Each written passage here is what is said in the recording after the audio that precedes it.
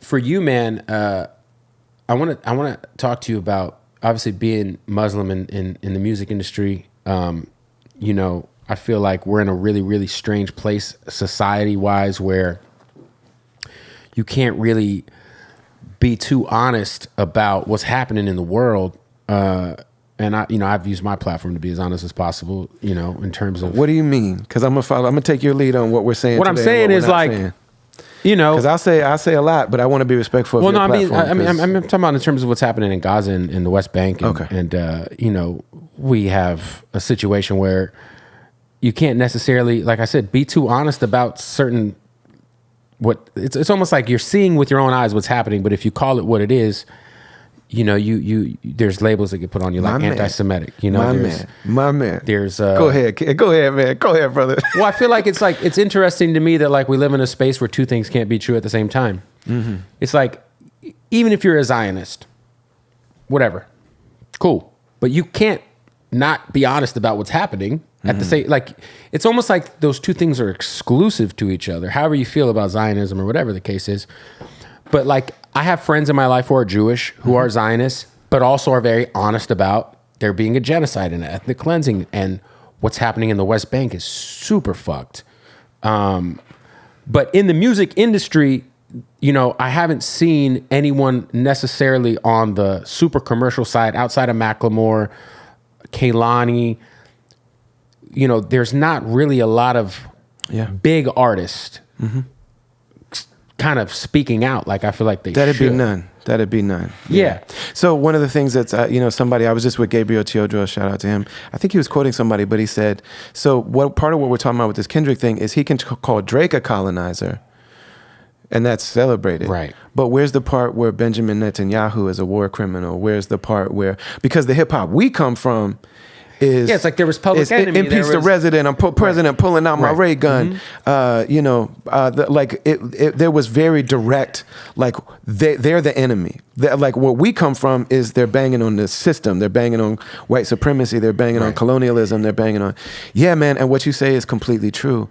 And so, last year I made an album with a Jewish anti-Zionist producer named Unjust. He's done with hieroglyphics. Okay. And he's amazing. And he's also an animator, illustrator.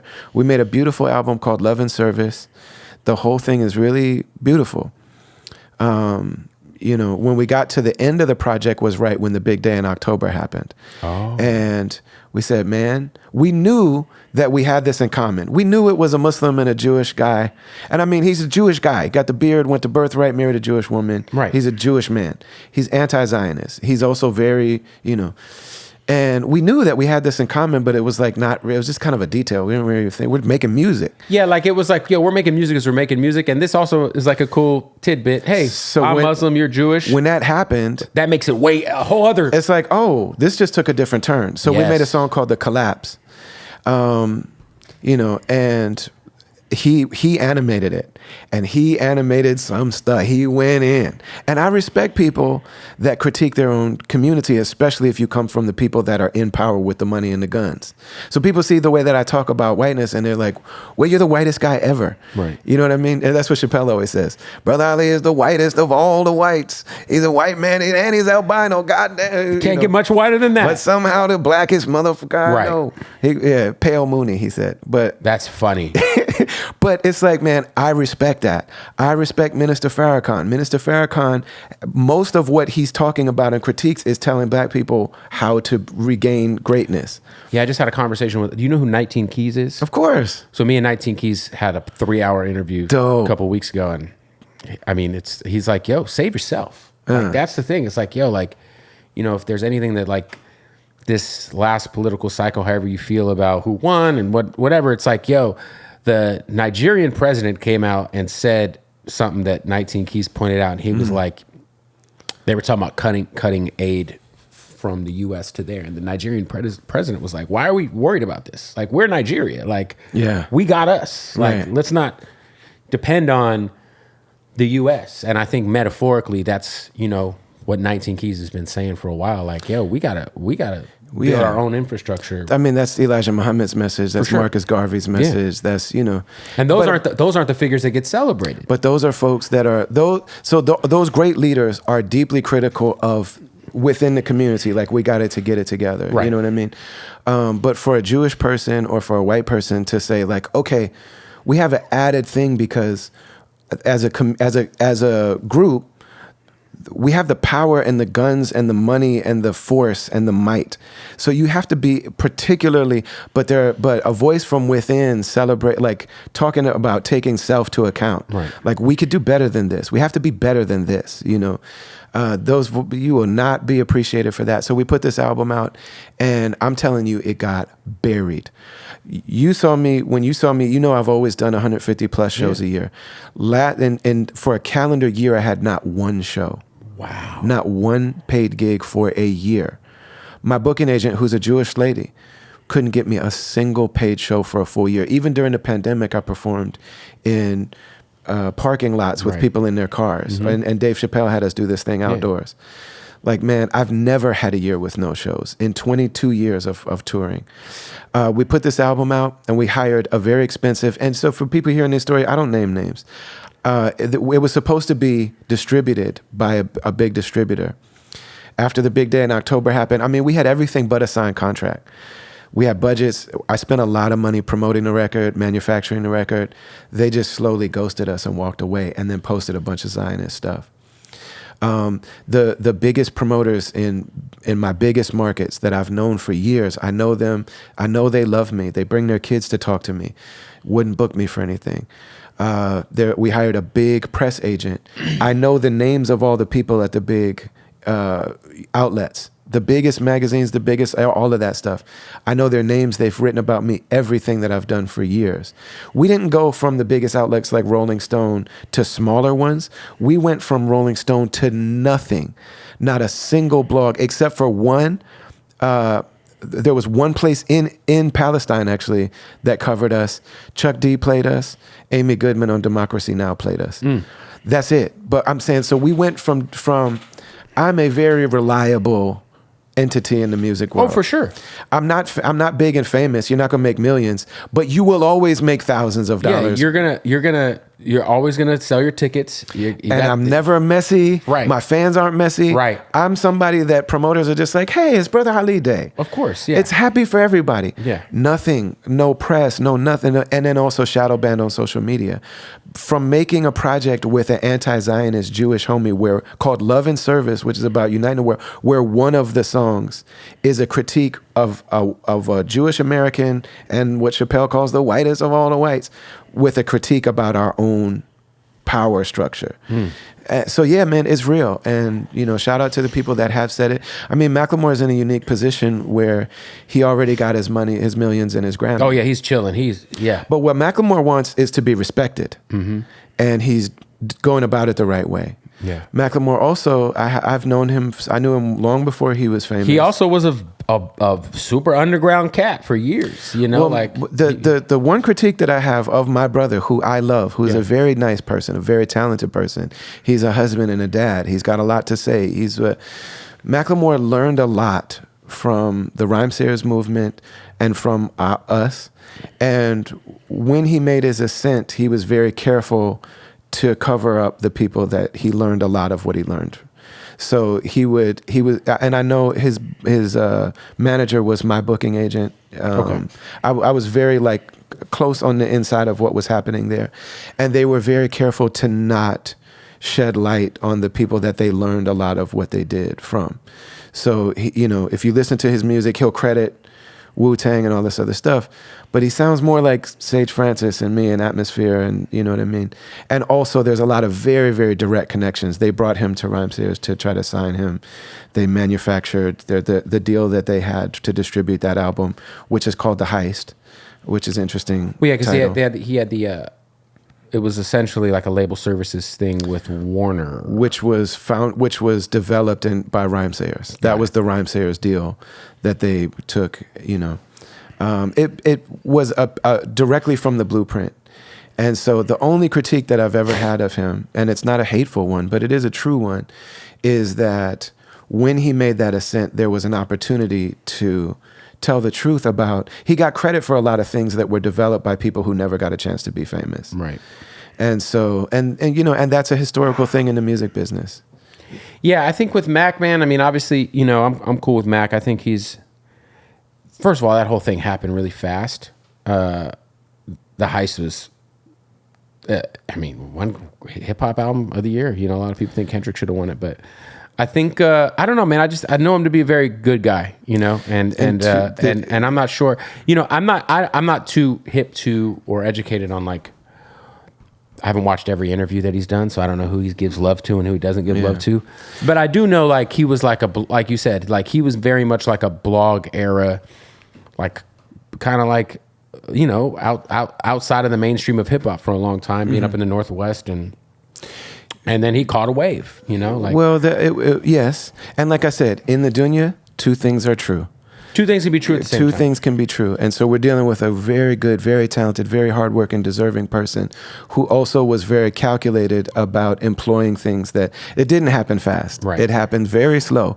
Right. I mean, in terms of just like, it felt like if you didn't know who Macklemore was before 2012, and then all of a sudden, it seems like it was out of nowhere. Right. That's what I mean. Like, from like a generic music. But then also there's been many years where this you know, it could have. I know the situation very well. I know him very well. I've had conversations with him about this. I will just say the only unfortunate thing is that he benefited a lot from underground, and that's usually the case where there's an underground movement. So we all know Nirvana, but in the Pacific Northwest, it's like, no, we were all grinding like this, and then they made it. You know what I mean? So sometimes you'll have a situation where people really want you to know. They want to also allow their success to be helpful to the people whose grind helped them. Right. So like when Eminem got his first Grammy, Eminem stood up there and he knew that white America had never heard intricate rhyming like this before. Right. Because before him, you could only be on the radio if it was funky, Colt Medina. Right. Again, no diss to Tone Loc, but like you had to be simple to be on the radio. White people did not want to hear intricate rapping. When Eminem came along, he knows white America doesn't know. Broader America, mainstream America doesn't know who I'm on the shoulders of. So he took out a list and he said, Cool G Rap. And he read this whole list of artists that he knew weren't known because he benefited from them. And then he also wanted his success to benefit them. So every day he's got a t-shirt on with like these artists that people don't know. Yeah. And so to this day. Yeah. So just the one critique about our dear brother, and I'm saying, I'm not just being polite when I say the other side. Right. Like really hardworking, beautiful guy, done a lot of great things. And this Gaza thing is like, man, it's beautiful. You know, but there's another chance when they say you're the only rapper saying anything. He knows also that's not true.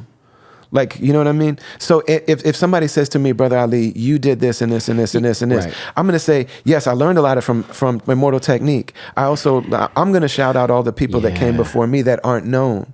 I say that too all the time. You bringing up Immortal Technique. I'm like, yo, like, there's, obviously you touched on what's going on in your music, but, you know, when I was 16, like, Immortal Technique was like, you would learn, like, about the shit you never even heard of. I just don't know who the young generation's version of Immortal Tech is anymore. I don't think that I don't know if it exists. Well, I don't think they're rapping. I think it is like 19 keys. It might be like TikTok or 19 keys or a podcast or something. But yeah, it's like when I was growing up, like, dude, you were learning about all kinds of CIA. And 19 keys can rap. Did you see him on Sway? Yeah, he just freestyled. Like, he killed what the hell? Like, man. No, he sent me his album. His album's dope. Amazing. No, but for sure, it's like we had Immortal Tech and certain artists where you would be like, you would learn shit. Yes. And it'd make you question shit. You could actually develop a political lens by listening to your favorite artists. Yes. Or at least have nuance or have like perspective and at least open up your viewpoint a little bit, you know? And now that's not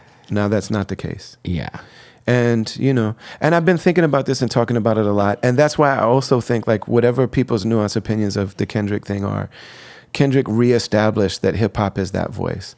And in a lot of ways, you mentioned Islam, and in a lot of ways, Islam has been that voice. Mm. You know, you think about the first time that this person got elected, you know, they brought, I'm getting chills thinking about this, but they brought Dave Chappelle and Tribe Called Quest on Saturday Night Live. I remember, yeah. And they're all Muslim. Like everybody on the stage is Muslim. And those are the people that are going to get the worst of whatever this is. Comforting America, basically. Right. And it just happened too. And it just happened Dave again. just did was it right after the election? Yeah. Yeah. So they just Or had right Dave around come out again. yeah. And again, it's like something about Dave's voice during those monologues. It just feels like, and you know, and that's the big lie of American life that just constantly gets repeated, is like we cannot live without black people, but we hate being compared to them. Right. And it's like, well, we can't deny you physically and talent wise. So what we're going to do is create these narratives that you're not as human, and you're not nuanced, and you're not dynamic, and you're not sensitive, and you're not, you know, you're just a very talented mega superhero brute. You're not really fully human. But what happens over and over and over again is whenever we're in a jam, we go back to black voices to like help us make sense of this mess that we made that you're going to catch the worst brunt of again. And it's always there, you know. You're dealing with the mother and father of humanity. You're dealing with the original people. Right. So it's like every great thing is from them. You know what I mean? And there's nothing self-deprecating about that. It's like saying my grandparents are amazing. Right. My mom is amazing. You know what I mean? It's like we are all in one way or another the inheritors and the recipients of that. And that's what I mean when I say that to be connected culturally is to have no problem giving it up, to take pride in giving it up to who did I learn from? Right. Who came along when there were no Grammys for this stuff?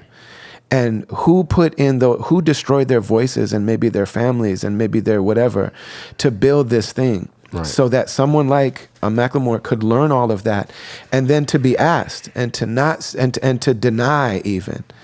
You know what I mean? To deny that there's any influence. I don't listen to them. I heard Scapegoat and I never listened to anything. Oh, I didn't see that. So yeah. Or when people would ask to always push it away and downplay it. That was a very conscious decision that was made by a person who's otherwise very beautiful, you know.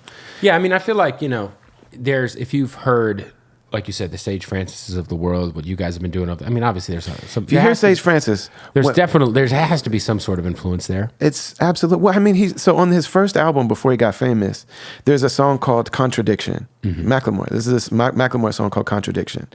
He's saying, I say I'm about this, but I really do this. He's like, I say I'm sober, but sometimes I smoke weed. Right. I say I'm this, but sometimes I'm not. He ends the song by saying, I bought 50 Cent and burned Brother Ali. What does that say about me? So by his own admission, he's saying, what I am about is Brother Ali. But I didn't buy But I did not buy Brother Ali's album. I bought the 50 Cent album, which is the antithesis of what my music is about. Right. This is the contradiction I am. He also shouted A$AP Rock out when he's got a song about being white and a white thing. And he's like, A$AP Rock is the great, you know. So these are choices that are made. And right. Like, if we're going to be truthful, that's all it is. You know what I mean? So, and this is the only reason I'm saying this, because I never spoke against him ever. Even when he was coming out, when he was successful, it made me happy that he was successful. And it makes me more happy that LP is successful because LP was in those trenches. Def Jux, baby. LP was in those trenches. For years. But I'm saying for somebody to learn from those trenches and also learn how to carry oneself in a way that's respectable. Right. It's not just there's musical styles. Like if you listen to the way the Atmosphere songs are constructed and Ryan Lewis. Now, I know that Ryan Lewis had an hour-long conversation with Joe Mabbitt, our mix engineer, about how are you mixing these Brother Ali records so that we focus on this type of very intimate, personal thing. I know all of those stories. I know that their album was manufactured in Minnesota where the Rhymesayers albums were made. I know all those details. But there's something about also benefiting from someone who came along and like, what does it look like for a European American person, white person, Caucasoid, whatever, to be on stage with Rakim and Rakim hands him the mic and is like, this is the guy. You know what I'm saying? But then you look at Marlon Craft. So Marlon Craft just had that moment with Marlon's amazing. With Method Man. I'm getting chills thinking about this because Method Man just did a song with Marlon Craft, did not charge him a penny. No, I love Marlon. And then he's a friend of the show. And then he did the video with Marlon Craft and would not take money. Then he came to Marlon Craft is curating a weekly or like a night in New York with a band. Method Man comes out to the thing and says, I want everybody to know I love this dude. I rock with this dude. But if you ask Marlon Craft, where are you learning this from? You know what I mean? Marlon Craft came out on tour with me and Evidence. Me and Evidence toured again. We made an album together.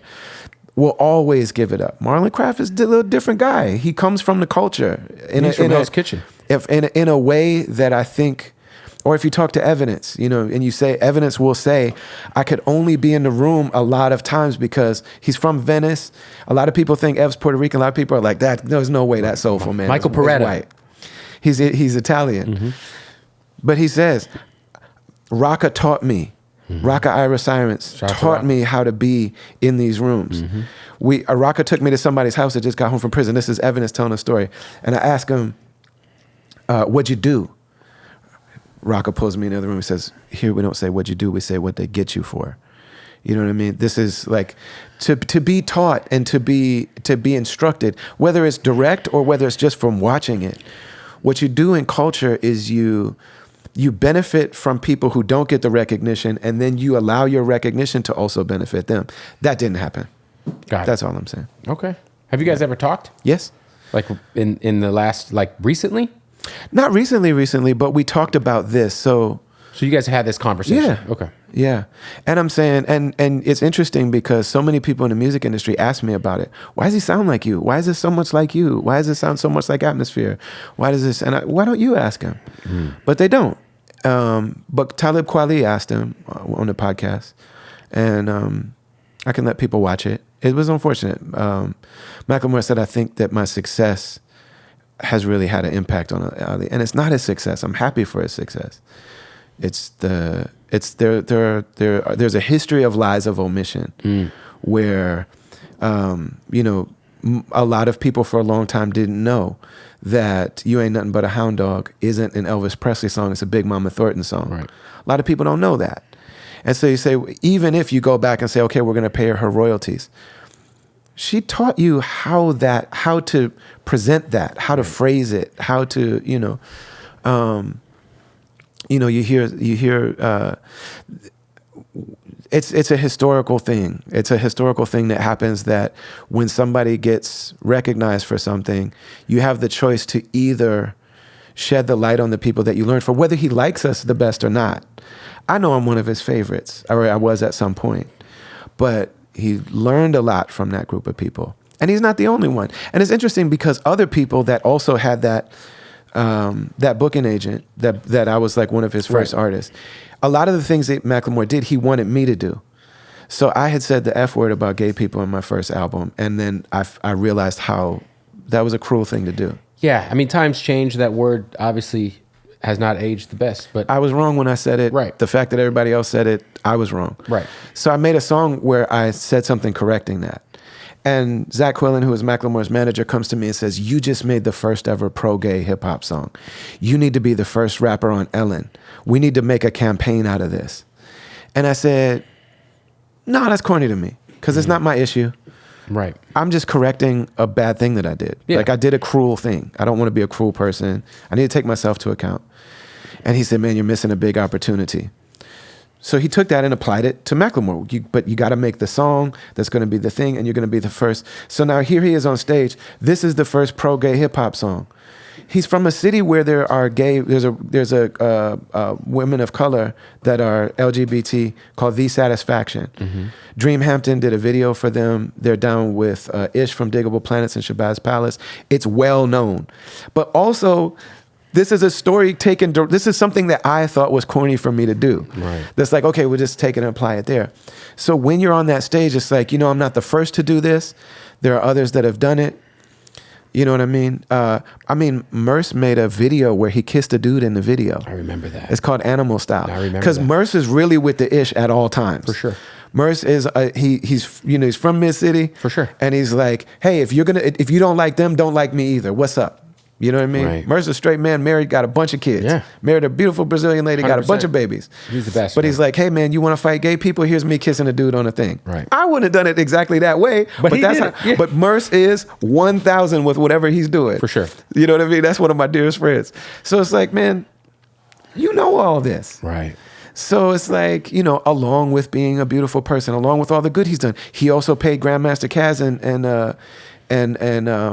Grandmaster Caz, Melly Mel, and Kool Mo D a bunch of money to be in it. He made a video called it's about motor scooters.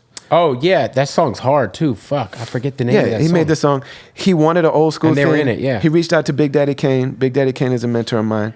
He said, Kane, who should I get in this? He said, if you really want to get legends, who you got to get. And he put them on. Macklemore put him in the video. He paid them. He's done a lot of good things. That's one area where he didn't. And so I wasn't planning on talking about this today. Yeah. But he's done so many good things. He is a good person. I think he's good with me. And what he told Kweli that what was confusing to him is like, Ali is so loving to me. But then he also has feelings about whatever. And I'm like, yes, I'm loving to you because I love you. Right. You're very lovable, like undeniable. Great guy. Yeah. If you're in a room with this person, He's it's the just best. like, man, oh, come on, man. Well, you know what I mean? For sure. Yeah. But but when there's an injustice, we have to tell the truth about that's an injustice. That's an injustice that in the time that something could have happened, it didn't. So he's got the Grammy, he's got money. What he wants now is to be respected. And so Gaza is one of those things where he is really genuinely speaking about stuff, even though he's not as connected to it, you know what I mean? But he is speaking. There are people there are sponsorships that he probably could have gotten that will walk away from him. He's making real sacrifices. Yeah, he's definitely made some sacrifices because I know it's like doing a lot of the protests and stuff and performing at them. Like, I mean, it's kind of crazy to think that like people are losing visas and the idea of like people being kicked out of school for protesting, and I mean, it's like the opposite of freedom. I've had a file with the Department of Homeland Security since Uncle Sam Goddamn came out. They took money from me when I was on tour. They seized my tour money. They came to my house and banged on my door on my birthday and scared my daughters and the FBI tried to come into my house. I've had, I've been strip searched. I've been harassed. I've been pulled off airplanes. I've been going through all of this for a very long time. You know what I mean? But to see somebody like that step in the way that he can, this is a conversation about him now, which is not what I intended. But we're in a very interesting place in the world, and so when people make the decision to try to say something, it's admirable by all counts, no doubt about it. Yeah, I think it's, I think we're just like you said, we're in a weird place in the world, man, where it's like, sometimes I'll read stuff out loud and I'll be like, this is a thing? Like, like, if we're supposed to be in America, where like, you're supposed to have freedom to protest. And the First Amendment is supposed to be the one thing we hold above all. Yeah. But if there's just one thing. Right. That they'll get you up out of here for. Mark Lamont Hill wrote a book called Everything Except Palestine. Yeah, and it's so shout to him, by the way. Yeah, he's amazing. But it's just interesting because, I think about I can't think of the guy's name, the journalist. I've watched him for years. He ended up leaving MSNBC when all this happened because he's what's his name? Okay. You might know. He's Middle Eastern. He had a show on MSNBC. And when all this shit happened, he left. He had to leave. It's almost like, it's just crazy. It's just, like I said, Mahdi Hassan. Yeah, that's him. But we're living in like the upside down world. But it's not necessarily the upside down world. I feel like it's always kind of been the world. It's just now it's a little bit more. Now it's with TikTok and social media, you can't hide from what's happening. Yeah. And even they try to get TikTok up out of here. You know what I'm saying? It was while at the same time saying we're gonna clamp down less on Facebook, which is like we know who's on Facebook, right? But but TikTok has to be, and we know who's on TikTok.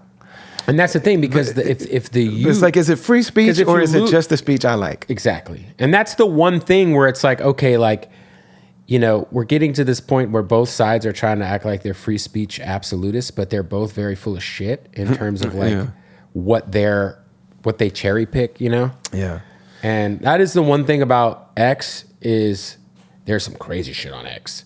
But on X, at the very least, like, it seems as if, unless you like talk about Elon Musk in a negative way, he'll block you. But I see a lot, like Sean King still thriving on X. You know, like they got Sean King the fuck up out of here. Yes. Sean King had like on Instagram, I feel like on IG at least, Sean King was showing everybody what was happening in Gaza. And then with like a Thanos finger snap, he was just gone from the internet. And I'm like, what? This is crazy. Yeah. You know? Yeah. But he was still at least on X. But TikTok, I'm not big on TikTok, but I know it was interesting that the conversation went from all of these people were against banning TikTok. And then a few years passed, probably 2 years passed or whatever. And then all of a sudden, conveniently, everybody's in unison that TikTok should be banned. Yeah. And it was like, well, what changed? October 7th happened, which obviously, you know, however you feel about what happened on October 7th, it was, you know, a lot of people died. It was very sad. It was a situation that nobody would condone. But when you look at the full context and nuance of the last, you know, 100 80 years, yeah. however many years, right? It's a full picture thing, and the propaganda and a lot of the misleading of what actually happened that day and whether or not it was purposely allowed to happen. Man, and there was an incredible amount of lies told. A lot of lies and a lot of it would seem that it was allowed to happen because I mean, listen, not to get too deep into the weeds of conspiracy theorists, but you know, you would need a really big excuse to have to go in and take Gaza, right? Because that's always been it's never been a secret that's what they want, you know, especially with the West Bank. And so now you have the biggest excuse you can. You can do whatever you want, and for the most part, people are gonna, you know. But the thing is, and then social media comes in. So for the most part, people aren't. The younger generation's like, nah, this is crazy. And so that's my thing. It's like, at the end of the day, however you feel about Israel as a country, however you feel about what happened on October 7th, if you could be honest about what's happening in Gaza and the West Bank. And, you know, do you want to be on the right side of history or not? I mean, why do we respect Muhammad Ali so much? It's like, he was the greatest boxer of all time, no doubt. And he was very handsome and charismatic and smart and all that kind of stuff. But he stood on something, for sure. We respect Muhammad Ali because at the height, and he did this more than once, by the way, but at the height of that man's success, career, physical prowess, they said, yeah, fine, you can be with Elijah Muhammad all you want, but we're going to induct you into the army and put a uniform on you, and we're basically going to stop you. You don't have to. They weren't even going to make him go fight. Yeah, because we could propagandize that. We're going to put a uniform on you and let everybody know who's boss. And he said, no, you're very not actually. And you know, so he gave up his success at the height of his physical prowess for several years. He went broke doing it, similar to Colin Kaepernick, similar to Dave Chappelle when he walked away from all that money. Similar to what, you know, and you know, there's just no way around that. But that's why we love and admire and respect that man so much. And the way that people felt about him at that time was not different than somebody speaking out against Gaza right now. There's somebody speaking against Vietnam at that time in that place, and people hated him for it. And now we look back. Exactly. Time tells the truth, right? So it's like, I don't know what's going to happen, but it's like interesting because, like, you know, I was like very much a part of the political spectrum where I couldn't bring myself to vote for Kamala Harris because of her involvement. It's tough, man. And I looked at Jill Stein and I was like, I feel good about the vote. I mean, I know she's not going to win, but I feel good about the vote. And in my head, I'm like, well, nobody can do worse than what the last couple years have been. And how do you feel now? And now, I mean, look, which I hate when people say that. Now, how do you feel? That's not what I mean. The ceasefire obviously happened, and I'm like, okay, at least something. Cool. But now with this, oh my God, it's like, I think this could be. We all were worried about the Russia-Ukrainian war and the war with Israel and Hamas kind of sparking World War III. I think there's a serious chance that us trying to bully our way into Gaza, I don't know if the rest of the world's going to stand for that. And by the rest of the world, I mean, you know, I don't know if China's standing for us taking over Gaza. I don't know if, you know, like, it's pretty crazy when you say it out loud. And like, it's kind of become, it's just wild, man. It's on TikTok now. the difference is TikTok. But I mean, it's not different from the entire continent of Australia didn't have a single white person on it. Right. There was a multitude of thriving peoples on that island. Turtle Island, what we call America now, was an entire civilization of all these different beautiful tribes and all these people that didn't have a single. Africans were here before Europeans came here. Right. I mean,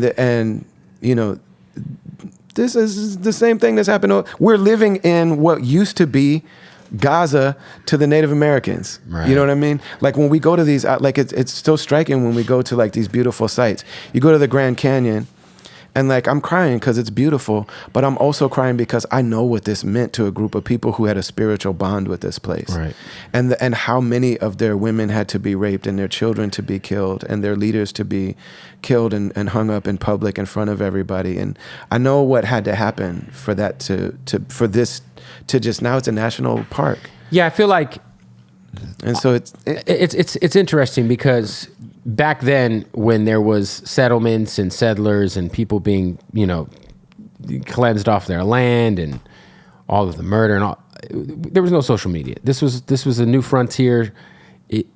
Now we see it all. So it's like, now it's like, it's almost like that's the thing with the Gaza situation. It's like, I just don't understand. Like I've unfollowed people because however you feel about Israel and its right to exist, that's one thing. But that's to ideological. lack empathy, yeah, or at the very least, try to tell yourself what you're seeing isn't what you're seeing. To me, is just crazy. Also not new, brother. So I mean, No, you're right. You think about what was Booker T. Washington? Booker T. Washington wrote the slave narrative because, he was the child of a white slave owner who raped a black enslaved person. And then he was sent away to a new family to be split up from his family. The woman took a certain amount of sympathy on him and loved him, the white woman, and she taught him to read. And the husband tortured her for that. Crazy. And and then she actually became as evil as any slave owner because she was tortured for teaching him to read and for thinking he was a human being and for loving him and treating him like a child. The husband tortured her to the point that she became cruel. Booker T. Washington, but now he knows how to read, he knows how to write, and he's actually brilliant. And he escapes and he gets north and he realizes, the white people here don't know what slavery actually is. If they knew what slavery was, everybody would be against it. So he wrote a slave narrative, and they said, "There's no way that this beautiful thing. True. Well, there's no way that this black man, even though he's light skinned, there's no way he actually wrote this, right? Because they can't write like this." That became the conversation. Right. Did he plagiarize it? Right. Did somebody white write it for him? That became the conversation. So it's like in the dunya, there's good mixed with bad. Right. In ourselves, there's good mixed with bad. Right. That's the human condition. And also in the dunya, the more things change, the more they stay the same. So I mean, that was the TikTok of its time, where pamphlets. That was the TikTok, yeah. Pamphlets, and word of mouth, newspapers, and going books, around and making speeches, and what is. I think now the visual aspect of it is just, it's like undeniable, There were postcards during that time. So it's funny when I talk to people about race and they're like, I know what happened to black people. No, you don't. Right. I've been studying this since I was 8 years old, and I'm still learning something new every day about people whose skins were used to make furniture. Like you learn something new every day. It's an ocean without a shore. Right. During that time, people, excuse me if this is traumatic for people, may Allah ennoble you, but they would hang people. They would hang black men and castrate them, and they would cut off their ears, and they would, save them as trinkets and things like that. And they made postcards, and they sent the postcards to their family members. You know what I mean? And this is not a made up thing. Like you can go to certain museums and places like that and see these postcards. These postcards were sent all over America. There were physical pictures. People have denied this type of brutality the whole time that this part of the world has been this part of the world. Right. We've been denying this. It's who we are now. It's not how it's not, this isn't how it is. This is what it is. Right.